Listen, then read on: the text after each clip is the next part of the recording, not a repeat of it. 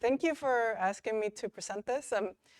I'm happy to be one of the, well, or at least highlighting a practical approach to EDI.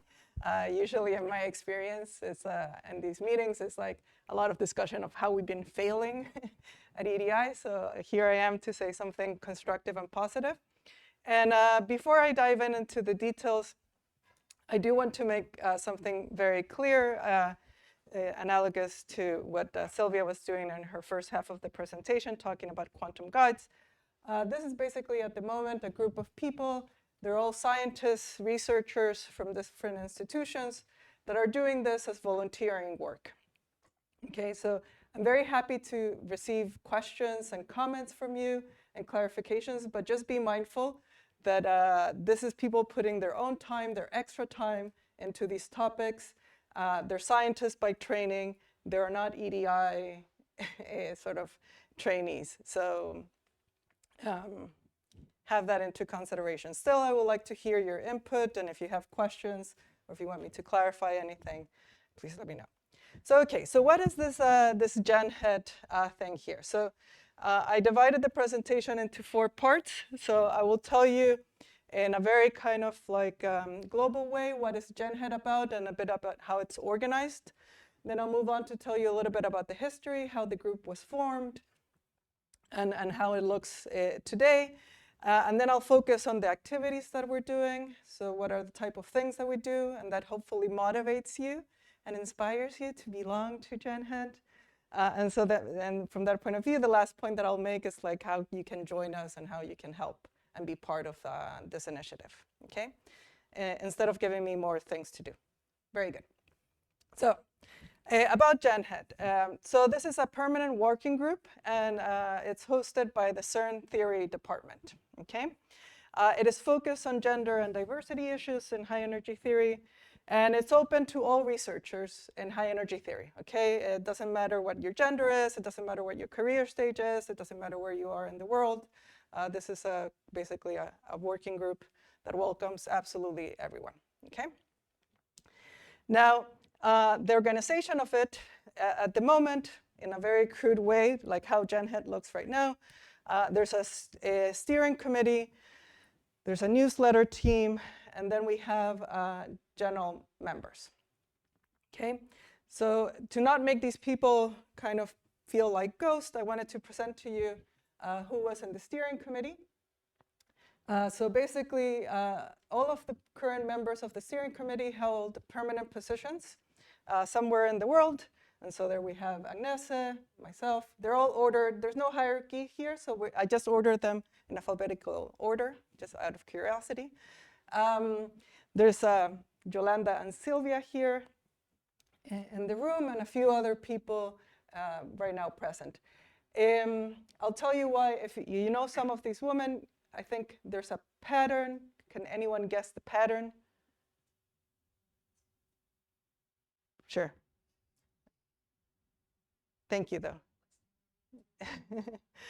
So, no, they're all in Europe, and I'll tell you why in a moment. We're all in Europe.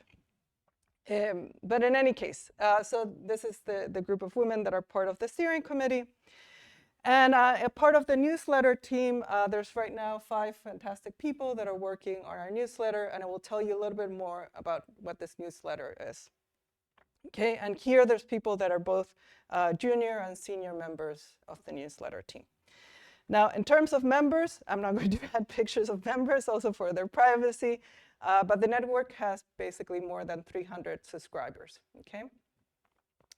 So that's, roughly speaking, GenHET in a nutshell. So let's talk a little bit about the history, where this came about, and why it seems, if you know these people, is very European-centric. The reason why it's European-centric is because, and actually 2 people here in the room are also responsible for this, GenHET actually started from a cost action called the String Theory Universe in 2013, okay?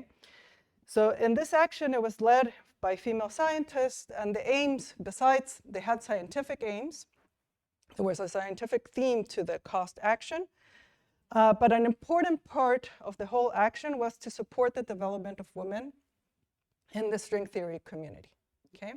So this was an important part of this action. And this action was incredibly successful.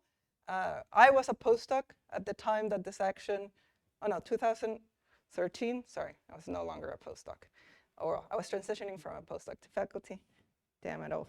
Okay, but this, at least for me personally, this action was incredibly successful. It was very inspiring. It was at the time that I was moving to Europe, because I brought a lot of awareness to the community.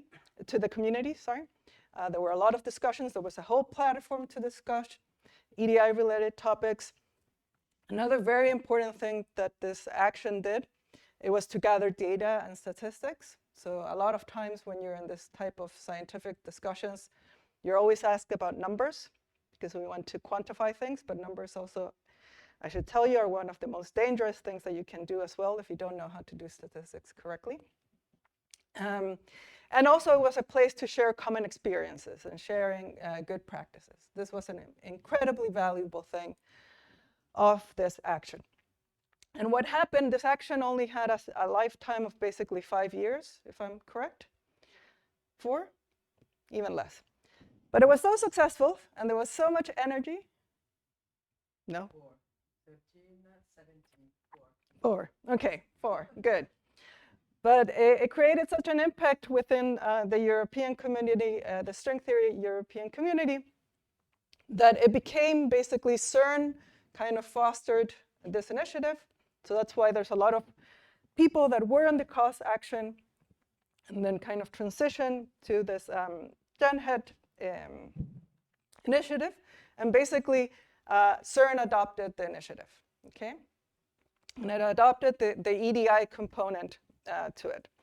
So as we became part, as we were sitting under the umbrella of CERN, there was also an idea to expand this to not just be about the string universe, to not just be related to string theory, but also to expand to particle physics and high energy more broadly.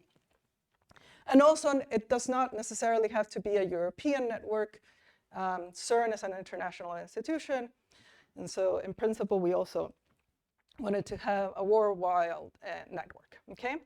And there were some initial objectives. They're still part of our objectives nowadays, and it's basically to monitor the situation of women and gender in high energy theory, increase the awareness of gender-related issues, improve the visibility and presence of women in decision-making roles, and provide networking and support mentoring, all the good old things in this category, okay? So this is basically how we started. These were the initial objectives that we have. They're evolving topics, and it's not like these objectives are written in stone and they will never change, but this is how basically the community, this initiative started. Okay, so what are these wonderful activities that we do? So at the present, there's been many things that the network has done, but I did want to make a focus on the things that were most active, like today, okay? So, and there's many things that we plan to do in the future, but I decided to just be concrete and tell you, like, if you ask me, what do you do in GenHET on a daily basis? These are things that we do.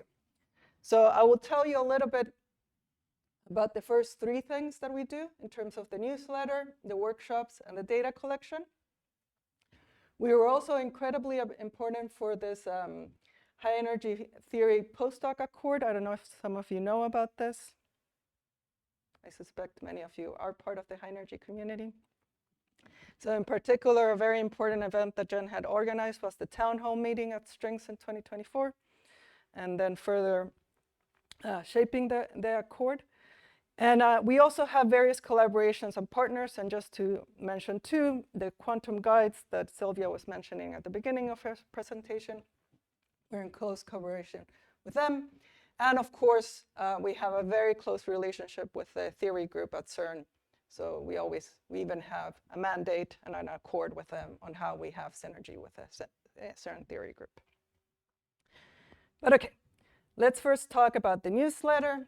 So here I put 2 samples of the covers of the newsletter. So roughly speaking, there's like 3 issues per year. If they're ambitious, there will be 4 issues by year. But okay, again, this is all like volunteering work that is done in people's extra time.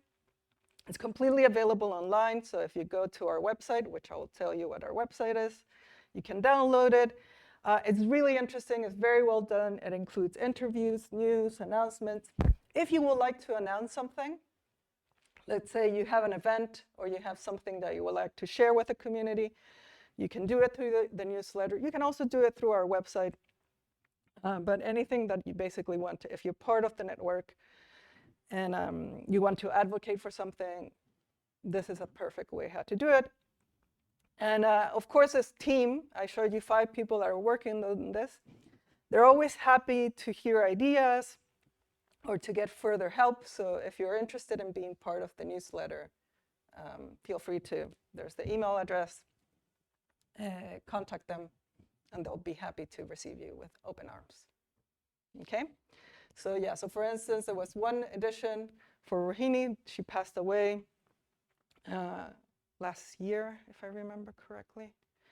So that was a beautiful edition and focused a lot about women in India doing high energy theory.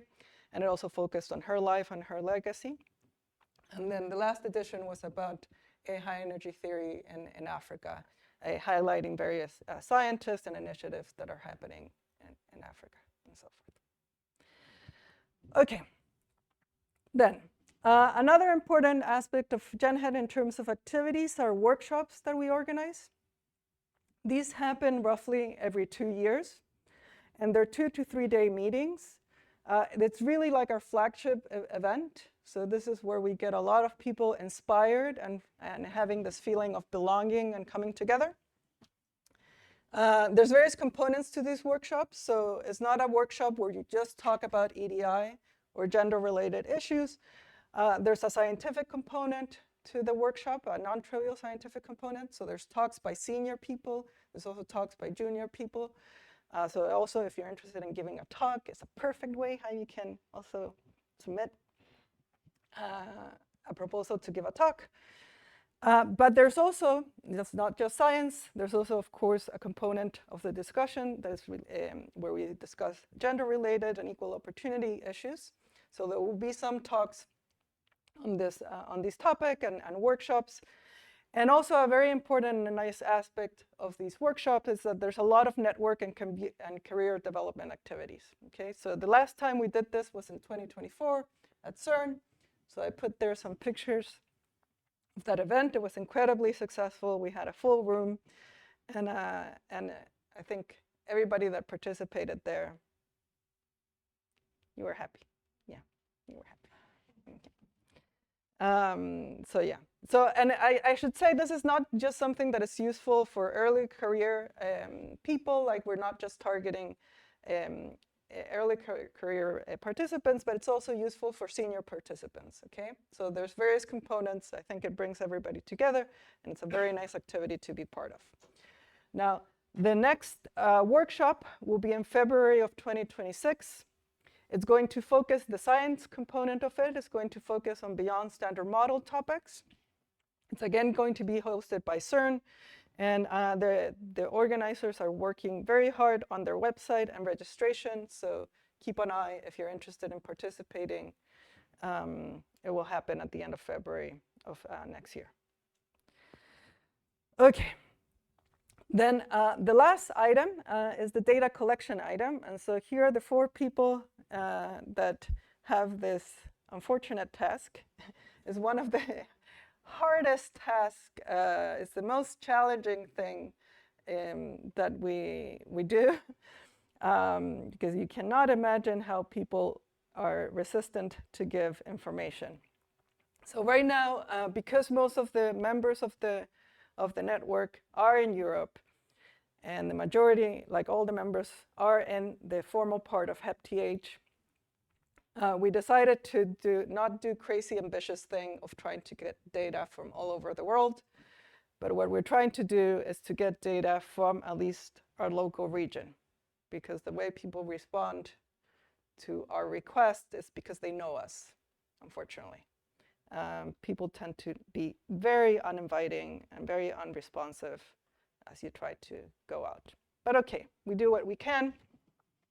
And so right now we're just basically trying to get an idea of what is the gender composition of different hep-TH groups within Europe. The group has also collaborated with, so KU Leuven has a postdoc hiring network, and they also had collected a lot of data and statistics about how gender was being influenced in the postdoc hiring seasons in hep-TH. So that's data that they have shared with us, which has been incredibly useful. And if you want to see, I'm not going to give you a review of what the data is at the moment because it's very little. And this is where I think also it becomes misleading, because when you have very, very small numbers, you can draw the wrong conclusions. But if you wanted to see those small numbers, and be very careful how you interpret those small numbers, you can see basically Agnese in our last workshop gave a presentation, and in her slides, basically they contain all the plots that we have so far. But there's going to be new data coming out soon. Alex promised me. He's working on it. And that will be posted on our website once it's out. But this is going to be what it's important for us is to get some time evolution of the system. So the problem with data is that, at least for us, is that it tends to be very anecdotal and very sparse. And so until like what we did in 2024, the previous kind of census that we had in our field, so that was 2024, the previous one was in 2017 as part of the last initiative of the Cost Action Network.